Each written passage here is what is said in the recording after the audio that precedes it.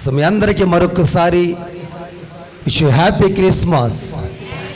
మీ అందరికీ క్రిస్మస్ శుభాకాంక్షలు. ఈ క్రిస్మస్ ఆరాధనకి మీ అందరినీ ప్రేమతో ఆహ్వానిస్తున్నాను. నిజంగా దేవుడు మమ్మల్ని ఎంతగా ప్రేమిస్తున్నాడు అనటానికి ఇవే రుజువులండి. ఏ యోగ్యత లేని మమ్మలను దేవుడే మమ్మల్ని ఏర్పరచుకుని ఎన్నుకుని లోకములో పనికిరాని వాడిగా నేను ఉన్నప్పుడు, సమాజానికి ఒక విలువ లేని వాడిగా నేను జీవిస్తున్నప్పుడు ప్రభువు నన్ను ఏర్పరచుకుని ఒక విలువను, ఒక పేరును దేవుడు దయచేసి మీ అందరి ఎదుట నిలబెట్టినందుకు నా దేవునికి నేను లెక్కలేనన్ని వందనాలు స్తుతులు చెల్లిస్తున్నాను. సంఘం ఎదుట మాటిస్తున్నాను. నా జీవితకాలం అంతా యేసయ్య కొరకు జీవించి ఆయన పని చేయటంలో నేను ఎప్పుడు వెనక్కి తీయనని సంఘం ఎదుట, దేవుడి ఎదుట ప్రమాణం చేస్తున్నాను. దేవుని స్తోత్రం. ఒక మాట మీకు చదివి వినిపిస్తాను. ఆ తదుపరి మనం ముందుకు వెళ్ళిపోదాం. లూకా సువార్త 1వ అధ్యాయము. దయచేసి వాలంటీర్స్ పిల్లల్ని అటు తిరగనీకండి. ఒక్క హాఫ్ అన్ అవర్ తర్వాత ఇక నేను మిమ్మల్ని ఫ్రీ బోర్డ్స్ మీరు ఇక ఎంజాయ్ టైంకి అప్పగిచ్చేస్తాం మిమ్మల్ని. ఒక అర్ధ గంట మాత్రం మీరు కాన్సన్ట్రేషన్గా ఉండాలి. ఓకే చెప్పట్లే చాలామంది. Okay, yes. లూకా సువార్త 1వ అధ్యాయం 79 వర్డ్స్. ఇక్కడ రాయబడిన ఒక మాట 79 నేను చదువుతాను. ఆయన మనకు అరుణోదయ దర్శనమును అనుగ్రహించెను. దేవునికి స్తోత్రం. ఆయన మనకు అరుణోదయ దర్శనమును అనుగ్రహించెను. యేసుక్రీస్తు ప్రభువు మానవుడుగా ఈ భూలోకానికి వచ్చి 2023 సంవత్సరాలయ్యింది. అంతకు మునుపు ఈయన ఎక్కడ ఉన్నాడు అని చాలామందికి ప్రశ్న. ఈ ప్రశ్నకి నా సమాధానం ఏమిటంటే, క్రీస్తు పూర్వము ఆయన దేవుడుగా ఉన్నాడు. సర్వ సృష్టిని, ఈ సృష్టిలో ఉన్న యావత్తును రూపించిన వానిగా, సృష్టించిన ఒక సృష్టికర్తగా ఆయన పరలోక రాజ్యం అనేటువంటి పట్టణములో ఒక సింహాసన సీనుడై కొన్ని కోట్ల దేవదూతల చేత పరిశుద్ధుడు పరిశుద్ధుడు పరిశుద్ధుడు అని కొనియాడబడుచు ఉన్నటువంటి దేవుడై ఉన్నాడు.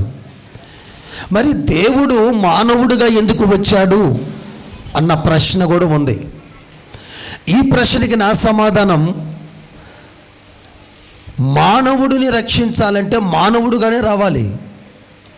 మానవుడికి అర్థమయ్యే రీతిగా, మానవుడికి వాడిని మార్చే విధముగా రావాలి అంటే ఒక మనిషి పోలికలో వస్తేనే ఆ మానవుడు వింటాడు. కాబట్టి ఒక మనుష్యుని యొక్క రూపములో ఆయన వచ్చినాడు. ఆయన రావటానికి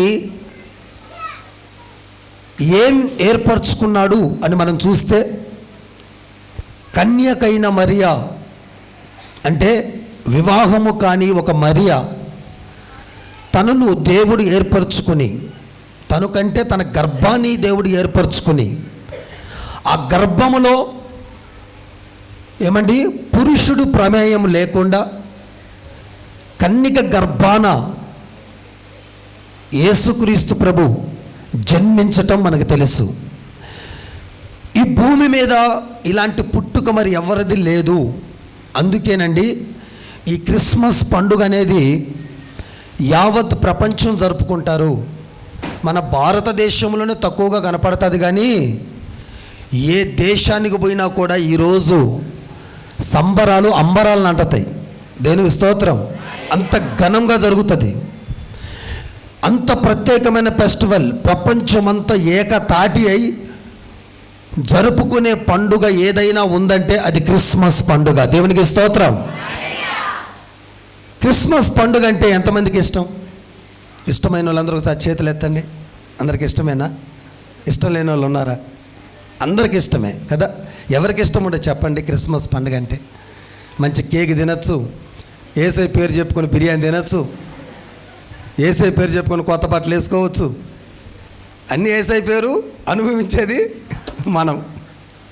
దేవునికి స్తోత్రం. అందుకు ఇష్టం మనకి కదా. అందుకనే మీకు ఇష్టం?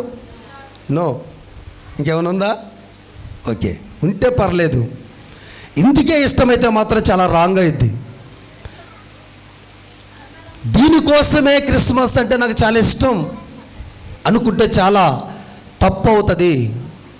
చాలామంది క్రిస్మస్ని రకరకాలుగా పలుకుతూ ఉంటారు. కొందరు స్పష్టంగా క్రిస్టమస్ అంటారు, ఇంకొంతమంది క్రిస్మస్ అంటారు. ఇక ఊరులోకి పోతే కిస్మిస్ కిస్మిస్ అంటుంటారు. దాంట్లో వేస్తారు చూడు, తెలుసు కదా, పాయసాలు వేసుకుని కిస్మిస్ కిస్మిస్. పాపలకు రాక, దేవునికి స్తోత్రం, రాక పాపం, నోటికి రాక. సో ఇన్ని రీతులుగా పలికినట్టుగా ఇన్ని రీతులు క్రిస్మస్ ఉంది సెలబ్రేషన్. ఎవరికి నచ్చినట్టు వాళ్ళు క్రిస్మస్ని జరుపుకుంటూ ఉంటారు. క్రిస్మస్లో ఒక ట్రీ పెడతారు, క్రిస్మస్లో పైన ఒక స్టార్ పెడతారు, క్రిస్మస్లో మధ్యలో ఒక ఆయనకి మంచి మేకప్ వేసేసి ఒక రెడ్ డ్రెస్ వేసి మధ్యలో స్పెషల్ అట్రాక్షన్ ఒక తాతను పెట్టి మధ్యలో చాక్లెట్లు ఇసిరేస్తుంటే పట్టుకుంటూ ఉంటారు. అంటే ఎవరికి పడితే వాళ్ళు చేస్తూ ఉన్నారు. కానీ ఏమిటి అసలు ఆ క్రిస్మస్ అంటే? ఇందాక అమ్మగారు స్పష్టంగా కొన్ని విషయాలు చెప్పారు మీకు. అని ఎందుకు వచ్చాడు వింటున్నారా? అది దేర్ వెనకో లెస్ అని చెప్పట్లు ఇంతే ఉన్నారు. Are you there? ఉన్నారా ఇక్కడే? ఓకే, జాగ్రత్తగా వినాలి. కొద్ది నిమిషాలు నేను చిన్న సందేశాన్ని ప్రిపేర్ అయ్యాను. ప్రియులరా, యేసు పుట్టుక గురించి ఎవరు చెప్పిందో వినద్దు, బైబిల్ ఏం చెప్తుందో వినాలి. ఆయన పుట్టుకలో ఉన్న రహస్యము, ఆయన పుట్టుకలో ఉన్న స్వచ్ఛత, ఆయన పుట్టుకలో ఉన్న పరిశుద్ధత, ఆయన పుట్టుకలో ఉన్నటువంటి ఒక ప్రత్యేకత మరి ఈ భూమి మీద ఎవరి పుట్టుకలో లేదు. అందుకే యావత్ ప్రపంచం ముక్త కంఠమై రాజుని తేడా లేకుండా, అధికారిని తేడా లేకుండా, సీఎం పిఎం అని ఎవరు ఏ భేదాభిప్రాయం లేకుండా ఒకే తాటు మీదకు వచ్చి అందరూ కేకులు కట్ చేసి happy happy Christmas, merry merry Christmas అని ఏకవచనముతో అందరూ ప్రపంచం వైడ్గా పలికే ఒకే ఒక్క మాట క్రిస్మస్ వేడుక. గట్టిగా చప్పట్లు కొట్టి దేనిమై పరుద్దాం. హల్లెలూయా. కాబట్టి ఈ క్రిస్మస్ పండుగ బయట వారే ఎంత బాగా చేసుకుంటా ఉంటే, మరి దేవుని నమ్ముకుని దేవుని ఆరాధిస్తూ ఆయన మందిరానికి వస్తూ బాప్టిజం పొంది యేసయ్యని సొంత రక్షకుడిగా అంగీకరిస్తున్నటువంటి నీ జీవితంలో ఎలా జరుగుతుంది క్రిస్మస్ పండుగ? ఆచారబద్ధంగా జరుగుతుందా? ఆత్మీయంగా జరుగుతుందా? ఎవరో ఏదో చెప్తే దాన్ని నమ్మి చేస్తున్నావా? అసలు బైబిల్ ఏం చెప్తుందో దాన్ని చేస్తున్నావా? ఇది చాలా కీలకమైంది. యేసుక్రీస్తు ప్రభు అవతార పురుషుడు కాదు, ఆయన కులకర్త కాదు, మతకర్త కాదు, లేకపోతే సంఘ పెద్ద కాదు. ఆయన యావత్తు ప్రపంచాన్ని సరైన మార్గంలో పెట్టడానికి, మనిషిని మంచి మార్గంలో పెట్టడానికి, పాపము నుంచి విడిపించి విమోచించి పాపం నుంచి పశ్చాత్తాపు కలిగించి ప్రతి మానవుణ్ణి తన రాజ్యానికి చేర్చుకోవాలి అని చెప్పి పాపపు ఆలోచనలు తుంచివేసి పాపమును ఆయన సంహరించి పాపమును దూరముగా మనల్ని చేసి ఆయన సొత్తుగా మార్చుకోవటానికి వచ్చినటువంటి ఒక గొప్ప మనసున్న మహారాజు. దేవుడికి మహిమ కలుగును గాక. హల్లెలూయా. అందుకే ఈ పండగ ఇంత ఎత్తున జరుగుతుంది, ఇంత పెద్ద ఎత్తున జరుగుతుంది. కాబట్టి నేను చెప్పాలనుకున్న విషయం ఏంటంటే, ప్రజలారా, దేవుని బిడ్డలారా, ఆయన ఎందుకు వచ్చాడో బైబిల్లో చాలా విషయాలు ఉన్నాయి. ఇప్పుడు నేను చెప్పటం ప్రారంభిస్తే ఒక గంటైనా ఈ ప్రసంగం అవదు. కానీ ఒక్క మాట తీసుకున్నాను, అదేమిటంటే నేను అరుణోదయ దర్శనముగా అనుగ్రహించబడ్డాను అంటున్నాడు ఆయన. యేసయ్య ఈ భూమి మీదకి ఎలా అనుగ్రహించబడ్డాడంటే అరుణోదయ దర్శనముగా. అందరూ చెప్పండి, అరుణోదయ దర్శనముగా.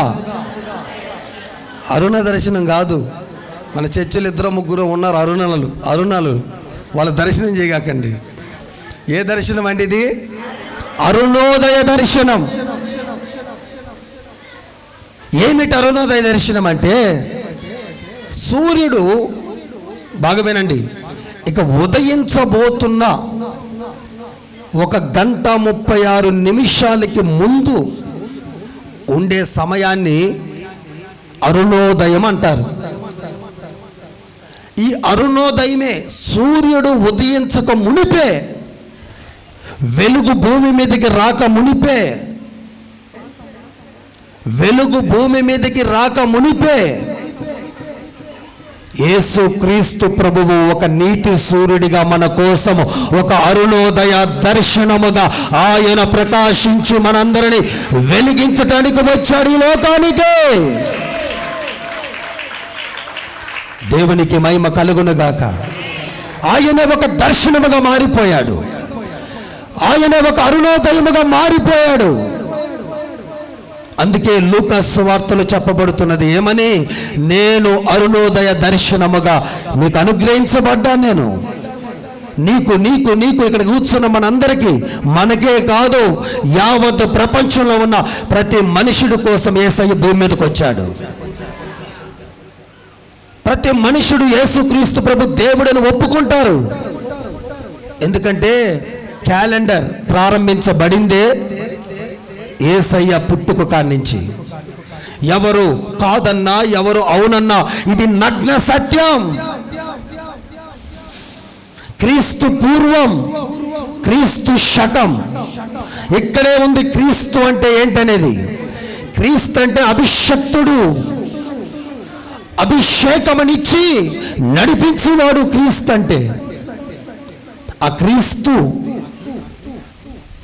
ఈ దినమున నీ కొరకు నా కొరకు అరుణోదయ దర్శనముగా ఆయన ఏమయ్యాడంటే ఉదయించినాడు. దేవునికి స్తోత్రం. అనుగ్రహించబడ్డాడు. యేసయ్య అరుణోదయ దర్శనముగా ఉదయించబడుటలో చాలా గొప్ప దీవెనలు ఉన్నాయండి, చాలా గొప్ప ఆశీర్వాదాలు ఉన్నాయండి. ఇది నువ్వు తెలుసుకోవాలి. ఇది నువ్వు తెలుసుకోకపోతే చాలా భారీ నష్టం జరుగుద్ది నీకు. యేసయ్య ఎందుకు పుట్టాడో తెలుసుకోకుండా కేక్ కట్ చేస్తే నీ జీవితంలో బ్రతుకు మారదు. యేసయ్య ఎందుకు పుట్టాడో తెలుసుకోకుండా నువ్వు కొత్త బట్టలు కొనుక్కొని ఇంట్లో బిర్యానీ వండుకొని 100 మందికి భోజనాలు పెట్టినా నీకు ప్రయోజనం కలగదు.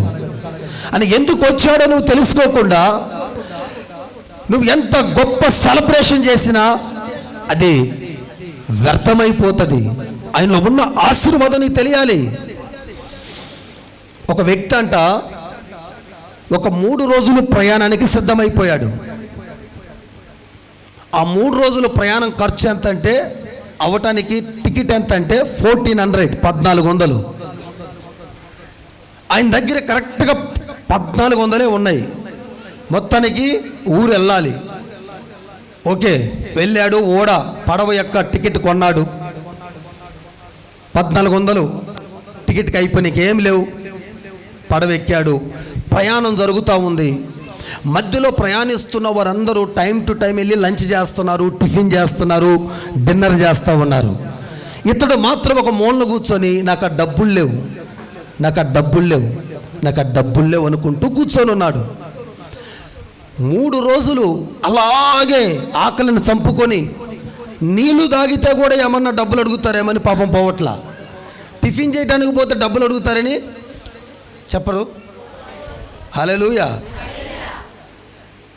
లంచ్ చేస్తే పోయి డబ్బులు అడుగుతారని తినట్లా. అక్కడే కూర్చొని ఉన్నాడు. అందరు హాయిగా తింటున్నారు, ఎంజాయ్గా వెళ్ళిపోతున్నారు. ఇక 3వ రోజు చివరి రోజు దిగబోతున్నాడు. ఫుల్ విపరీతమైన ఆకలేసింది. ఏది ఏమైతేనేమి వాడు నన్ను తిట్టని ఏమేం చేయని ఒకరోజు పని చేయించుకుంటే పని అన్న చేసి అంత భోజనం అయితే తినాలని డిసైడ్ అయిపోయాడు. లాస్ట్ రోజు వెళ్ళి అందరు జాగాలో కూర్చున్నాడు. 3 రోజులు పాపం లేదు కదా భోజనం, ఫుల్గా తినేసేసాడు. ఇక డబ్బులు అడుగుతారేమని గడగడగడ వణుకుతున్నాడు. అడిగితే ఏం చెప్పాలనుకుంటున్నా తెలుసా? నీ ఓడంతా క్లీన్ చేస్తానయ్యా, నీ పడవంతా క్లీన్ చేస్తాను, ఈ అన్నానికి సరిపెట్టుకుందాం చెప్పడానికి రెడీగా ఉన్నాడు. ఆయన వచ్చాడు, తిన్నావయ్యా అన్నాడు. డబ్బులు అడుగుతాడేమనుకున్నాడు. ఆయన అంటున్నాడు, తిన్నావు కదా, నేను వెళ్ళిపోతున్నాడు. అయ్యా డబ్బులేమి అవసరం లేదని అంటే, 3 రోజులు నువ్వు 1400 టికెట్ కొన్నావు కదా, ఈ 3 రోజులు భోజనం అంతా ఈ టికెట్లోనే ఫ్రీ అన్నాడు. ఎంతమందికి అర్థమైన వాళ్ళు గట్టిగా స్తోత్రం చెప్పండి. అర్థమైందా మీకు? అర్థమైందా వ్యర్థమైందా? ఏమర్థమైంది చెప్పండి మీరు. అమ్మా నాకు వినపట్ల. ఈయన ఫ్రీ అయినా కూడా తినలేదు. యేసు క్రీస్తు ప్రభువు కూడా అంతే. మన జీవితంలో పుట్టిన తరువాత ఎన్నో ఎన్నో ఎన్నో ఫ్రీగా ప్రకటించేవి చాలా ఉన్నప్పటికీ కూడా మనం కూడా దేవుని నమ్మాం, దేవుని సన్నిధికి వస్తున్నాం, క్రిస్మస్ పండుగ చేస్తున్నాం, ఏమండి అన్నిటిలో ముందుంటున్నాం. కానీ దేవుడిచ్చే ఆ ఉచితమైనటువంటి గొప్ప దీవెనకరమైన ఆశీర్వాదాలు అనుభవించకుండా మనము కూడా ఈ వ్యక్తిలాగా మూలన కూర్చొని అలాగే వేసారిపోయి అలిసిపోయి ఆకలితో అలమటించిపోతున్న దేవుని బిడ్డలని చాలామంది నేను చూస్తున్నాను. ఈ క్రిస్మస్ ఆరాధనలో ప్రభు చెప్తున్నాడు ఏంటో తెలుసా? ఈ భూమి మీద సమాధానము, శాంతి, సంతోషము, నెమ్మది ఇవన్నిటిని నీకు ఫ్రీగా ఇవ్వటానికి యేసుక్రీస్తు ప్రభు ఈ లోకానికి వచ్చాడు. నువ్వు అనుభవించాలి. Praise the Lord. నువ్వు ఆనందించాలి.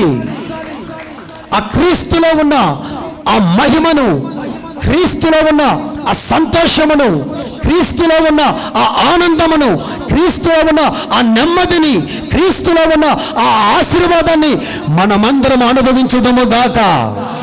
అదే క్రిస్మస్ అంటే. అందుకే యేసయ్య వచ్చాడు. ఆయన అరుణోదయముగా మనకు దర్శనమిచ్చి ఏం కార్యాలు చేస్తాడు అని అంటే ఒక 3 చెప్తాను. అక్కడే ఉంటా చూడండి. లూకాసు వార్త నంబర్ 1.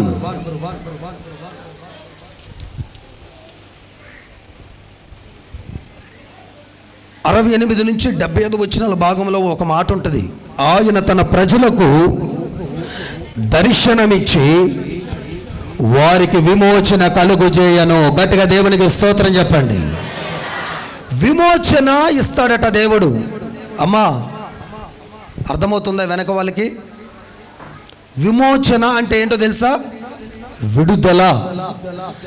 ఎందుకయ్యా ఆయన అరుణోదయంగా వస్తున్నాడు మన దగ్గరికి?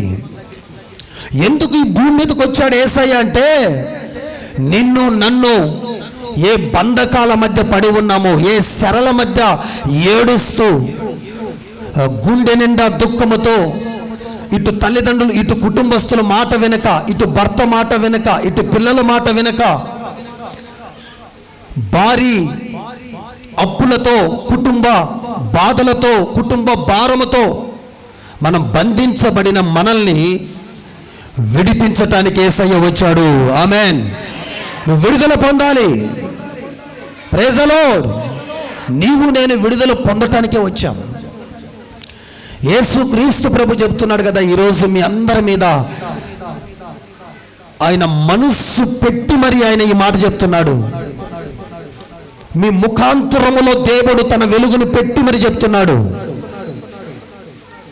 యేసయ్య పుట్టుకును జన్మదినాన్ని ప్రేమించి ఈ ప్రాంగణములకు అడుగు పెట్టావు గనుక నువ్వు దేవుని సన్నిధికి రావచ్చు, రాకపోవచ్చు. ఈ సెలబ్రేషన్లో పాలుభాగస్తులైన ప్రతి ఒక్కరికి నా దేవుడు చెప్తున్నాడు, ఏ బంధకాల మధ్య ఉన్నావో, ఏ శక్తుల మధ్య ఉన్నావో, ఏ చీకటి శక్తుల మధ్య నువ్వు బాధపడుతున్నావో, ఏ రోగ వ్యాధి బాధల మధ్యన ఉన్నావు నాకు తెలియదు. ఈ క్రిస్మస్ దినమున నా దేవుడు సంపూర్ణమైన విడుదల నీకు నీ కుటుంబానికి కలుగు చేయబోతా ఉన్నాడు. విశ్వసించిన వారు గట్టిగా చప్పట్లు కొడతా ఉండండి. దేవుడు విడిపిస్తూ ఉన్నాడు నిన్ను, దేవుడు విడిపిస్తూ ఉన్నాడు నిన్ను. బంధకాలు తెగిపోతున్న యేసు నామములో అదుగో అదుగో అదుగో అదుగో దేవుని కృప నిన్ను విడిపిస్తా ఉంది. హల్లెలూయా. క్రిస్మస్ అంటే విడుదల. క్రిస్మస్ అంటే కేకు కాదు, క్రిస్మస్ అంటే క్యాండిల్ కాదు, క్రిస్మస్ అంటే క్యారల్స్ కాదు. క్రిస్మస్ అంటేనే విడుదల. ప్రతి మనిషి విడిపించబడాలి, బంధకాలలో నుంచి వ్యసనాల నుంచి విడిపించబడాలి. అందుకే యేసయ్య వచ్చాడు ఈ లోకానికి. నేను యేసు నమ్మకం ముందు భయంకరమైన పాపములు పోర్లాడుతూ ఉన్నాను, లోక వ్యసనాలలో పోర్లాడుతూ విచ్చలవిడిగా. మా నాన్నగారు నేను ఏది అడిగితే నేను ఏం చెప్తే చేస్తాడు కనుక దాన్ని అడ్వాన్స్గా తీసుకొని నాకు ఇష్టం వచ్చిన రీతిలో నేను బతికాను హైదరాబాదులో. అలాంటి పాపపు ఊబిలో పొర్లాడుతున్న నా యొద్దకు యేసు వచ్చి ఏమండి నన్ను విడిపించాడు దేవుడు. ఆమేన్. నేను విడుదల పొందాను కనుక మీ ముందు నిలబడ్డాను. మీరు కూడా విడుదల పొంది మీ కుటుంబాల ముందు నిలబడాలా. నా దేవుడు నన్ను విడిపించాడని మీరు చెప్పగలగాల. అదే క్రిస్మస్ శుభాకాంక్షలు అంటే. వాళ్ళ కేక్ పెట్టడం కాదు, నీలో దేవుని శక్తిని చూపియాలా. దేవుడు ఎంత ప్రేమమయుడో నువ్వు చెప్పాలా లోకానికి. ఆయన ఎంత గొప్ప కార్యాలు చేస్తాడో నువ్వు చెప్పాలా. అదే క్రిస్మస్ అంటే. ప్రియ దేవుని బిడ్డలారా, ఇది అరుణోదయ దర్శనాన్ని గూర్చినటువంటి ఒక విషయం. నేను ఒక పుస్తకం చదివాను. ఆ పుస్తకములో డేవిడ్ డానియేల్ అని ఒక గొప్ప దైవజనుడు తన పుస్తకములో క్రిస్మస్ గురించి కొన్ని విషయాలు రాసుకున్నాడు. అందులో మొదటిగా క్రిస్మస్ అంటే అలంకార పండుగ అని రాసుకున్నాడు ఆయన. అలంకార పండుగ అంటే అలంకరించుకునే పండుగ. మీరు చాలా చక్కగా అలంకరించుకొని వచ్చారు ఈరోజు. హల్లెలూయా. ప్రతి ఆదివారం చర్చి కూడా ఇలాగే రావాలా. దేవునికి స్తోత్రం. హల్లెలూయా. అనామకులుగా రాకూడదు మన చర్చికి, గ్రాండ్గా రావాలా. యేసునామములో గట్టిగా స్తోత్రం చెప్పండి. ఎట్టుండాలంటే మన గ్రాండ్ మన అపీరెన్స్ని చూస్తే పక్కడికి దద్దరిల్లిపోవాలా. గట్టిగా స్తోత్రం చెప్పు. ఈడేంద్ర ఎట్టున్నాడని చెప్పి అన్నట్టు ఉండకూడదు. అబ్బా దేవుడు ఇతను ఎంత దీవించాడు అన్నట్టుగా నీ డ్రెస్ స్టైల్ ఉండాలా. ఆమెన్. హల్లెలూయా. కొత్త కొత్త పండగల కోసం పెడతావు, సిరిగిపోయి అన్ని చర్చికి వేసుకొని వస్తావు. ప్రతి ఆదివారం మీరు ఇలాగే అలంకరించుకొని చక్కగా నవ్వుతున్న మొక్కలతో నాకు కనపడాలి మీరు. అల్లులే చెప్పరు. Okay done. ఓకే చెప్పండి డన్. Okay very good. అని చెప్పాడు. అలంకార పండుగ అంటే క్రిస్మస్ అంటే అలంకరించుకునేది. అయితే బట్ ఒక కండిషన్, మీరు శరీరంగా అలంకరించుకోండి, కానీ సేమ్ టైం ఆత్మకు అలంకరించుకునేవి కూడా కొన్ని ఉన్నాయి బైబిల్లో. హల్లెలూయా. ఆత్మ అలంకరణ చాలా ముఖ్యం. పేతురు గారు, తిమోతి గారు చాలా చక్కగా రాస్తారు. వాళ్ళ పత్రికలు చదవండి. తర్వాత వాళ్ళు ఏం చెప్తారంటే, మీరు జడలు అల్లుకోండి, బట్టలు వేసుకోండి, బంగారం అల్లుకోండి, రకరకాలుగా మీరు ఎలాగైనా మేకప్ చేసుకోండి, కానీ చివరికి మాత్రం పై అపీరెన్స్ కంటే లోపల అపీరెన్స్ని చాలా స్ట్రాంగ్గా పెట్టుకోండి. దేనికి స్తోత్రం. మన లోపల స్ట్రాంగ్గా ఉంటే బయట స్ట్రాంగ్గా ఉంటాం. హృదయంలో స్ట్రాంగ్ ఉండాలి నీకు. ఏ పని చెప్పినా, ఏ మాట చెప్పినా నేను ఇది చేయగలుగుతానన్న కాన్ఫిడెన్స్తో ముందుకెళ్ళాలి మనం. హల్లెలూయా. రెండోది చెప్పాడు ఆయన, కానుకల పండగ అని చెప్పాడు. కానుకలంటే డబ్బులు కాదమ్మా, క్రీస్తుకి మనమే ఒక కానుక అయిపోయే పండగ అంటే ఇది. హల్లెలూయా. ఎంతమందికి వినపడిందో లేదో. వినపడ్డ వాళ్ళు ఒకసారి గట్టిగల్లో చెప్పండి. హల్లెలూయా. వీళ్ళైతే హాయిగా ఈ పిల్లల సాటిన ప్రశాంతం కూర్చున్నారు. స్క్రీన్లో చూస్తున్నారా లేదా? అక్కడ వాళ్ళు అరుగో మీకు కనపడినని అక్కడ పెట్టే స్క్రీను. దేవునికి స్తోత్రం. హల్లెలూయా. దేవుడికి మనం కానుక అయిపోవాలంట. Praise the Lord. Third one అతను చెప్పాడు, పరివర్తన పండుగ అంటే ఇది. జీవితాన్ని క్రీస్తుకి అప్పగించుకునే పండుగ అంట. మన మనసు, మన మాట, మన చూపు, మన విధానము యేసు పుట్టుకనే క్రిస్మస్లోనే మారిపోవాలి. 4th వన్ అని చెప్పాడు, త్యాగాన్ని నేర్చుకునే పండుగ అంట. అంటే క్రీస్తు కొరకు ఎలా మనము త్యాగం చేయాలి, ఏ కమిట్మెంట్స్ దేవుడికి ఇవ్వాలి అని రాసుకున్నాడు. 5th వన్ క్షమాగుణము కలిగించే పండుగట. ఎంత బద్ధ శత్రువునైనా క్రిస్మస్ రోజున చెయ్యి కలిపి క్షమాపణ అడిగి పండక్కి పిలిచి చక్కగా భోజనం పెట్టి పంపాలని. ఇది క్రిస్మస్ అంటే. గట్టిగా చప్పలు కొట్టేసారి. కొంతమందికి పోలా కోపం, అత్త మీద కోపం తీసి దుత్త మీద పెట్టేసేయి. దుత్త మీద కోపం అత్త మీద పెట్టగాకు. సామెత బాగుందా? దానికి స్తోత్రం, హల్లెలూయా. అత్త మీద కోపం దుత్త మీద పెట్టి, కానీ దుత్త మీద కోపం అత్త మీద పెడితే ఎట్లమ్మా? క్షమించేసి హాయిగా పెట్టి మీ అత్తని ఇంటికి పిలిచి, ఒకవేళ మీ అత్తని ఇంతవరకు గౌరవించకపోతే మీ తల్లిని ఇంటికి పిలిచి ఒక కొంచెం మంచిగా ప్రేమతో పలకరించి, ఇంతవరకు నేను పట్టించుకోలేదు క్షమించి అని చెప్పి షేక్ హ్యాండ్ ఇచ్చి క్షమాపణ కలిగించే గుణం ఇది, పండుగ ఇది. లాస్ట్ వన్ విధేయత నేర్చుకునే పండుగ అంటే ఇది. క్రీస్తుకు ఎలా లోబడాలో నేర్చుకునే పండుగ అంట. ప్రియ దైవ జనాంగమా, చాలా చెప్పాడు ఆ భక్తుడు, అద్భుతమైన మాటలు చెప్పాడు. క్రిస్మస్ అంటే ఏంటో చాలా గొప్ప మాటలు చెప్పాడు. నేను ఈ క్రిస్మస్కి మీ అందరికి ఒక మాట చెప్పి నేను ముగించేస్తాను. ముగింపులోకి వచ్చేసాను, బాధపడకండి. దేని స్తోత్రం. ముగించేయమన్న వాళ్ళు ఎంతమంది గట్టిగా అల్లు చెప్పండి. ఉంది మనసులో కానీ చెప్పట్లే మీరు. ఎప్పుడెప్పుడు ఆపేస్తే పిల్లలు డ్యాన్సులు చూద్దామనా? వాళ్ళు డ్యాన్సులే కదా, మిమ్మల్ని కూడా డ్యాన్స్ చేయాలి, వదలను నేను. దేవునికి స్తోత్రం. ఈ క్రిస్మస్లో మరొక 6 విషయాలు చెప్తాను, మీరు జాగ్రత్తగా పాటియాల. కలహాలను, ఇంటి గొడవలన్నీ పక్కకు పెట్టేయండి, ప్రశాంతంగా ఉండండి. ఒద్దిగా గొడవలు, ఊరికూరిక నీ భర్తతో గొడవకి వెళ్ళొద్దు, ఊరికూరికి నీ భార్యతో గొడవకి వెళ్ళొద్దు. గొడవలకి పక్కకు రండి, గొడవల నుంచి పక్కకు రండి. గొడవల్లో నీ ద్వారా గొడవ పడద్దు, గుర్తుపెట్టుకో. ఇక్కడ గొడవకి ఎవరో అమ్మ కారణం అంటే నీ పేరు రాకూడదు అక్కడ. అలా ఉండాలి దేవుడి బిడ్డలంటే. 2nd వన్ అనుమానాలన్నీ పక్కకి పెట్టేసేయండి. భర్తలారా మీ భార్యల మీద ఉన్న అనుమానాలు కొంచెం పక్కకి పెట్టేయండి. అయ్యా, అనుమానిస్తావా? నువ్వు అనుమానించే కొద్దీ ఎక్కువ చేస్తుంది, నీకు తెలియట్లా సంగతి. ప్రేమించటం స్టార్ట్ చేయి నీ భార్యని. నీ భార్యను నువ్వు కనుక కరెక్ట్గా ప్రేమిస్తే అసలు నీ భార్య ఇంకా తప్పు చేస్తుందా చెప్పు? నీ భార్యకి అవకాశం ఇస్తుంది నువ్వు. అందుకే భార్యలకు ఒకవేళ భర్తల మీద అనుమానం ఉంటే, భార్యలారా మీ భర్తలు చాలా మంచి వాళ్ళు, చూడు ఎట్ట కూర్చున్నారు వాళ్ళు, అమాయకులు మొఖాలు పెట్టి. క్షమించేయండి, అనుమానాలు రద్దయిపోవాలి యేసు నామములో.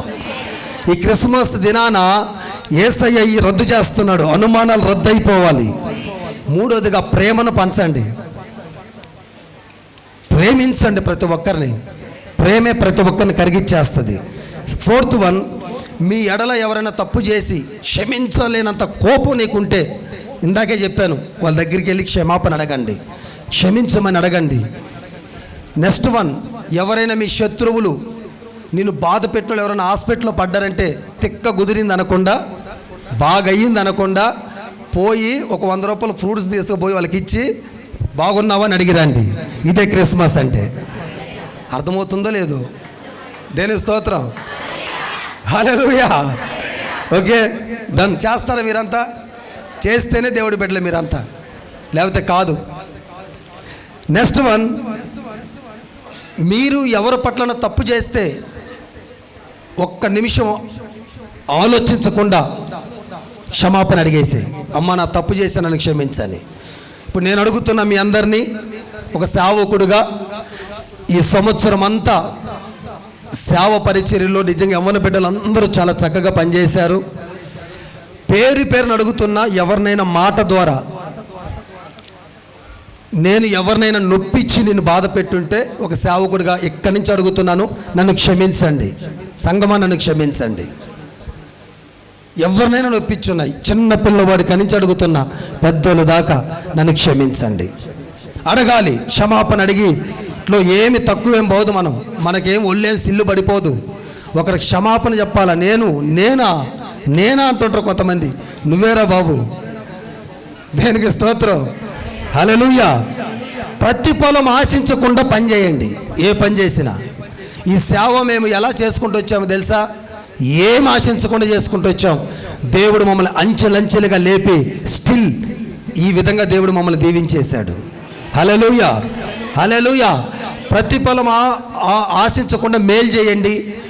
నీకడ బట్టలు ఎక్కువ ఉంటే ఒకరికి మంచిగా బట్టలు పంచండి.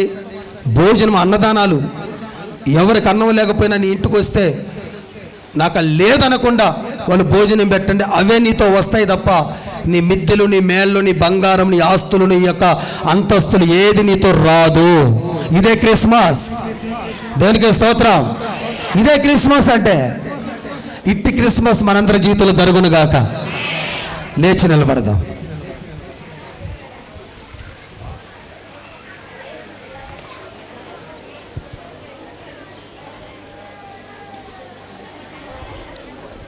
లేచి నిలబడదాం, కళ్ళు మూసుకుందాం. పరిశుద్ధుడా, ప్రేమ నమ్మకము కలిగిన మా తండ్రి,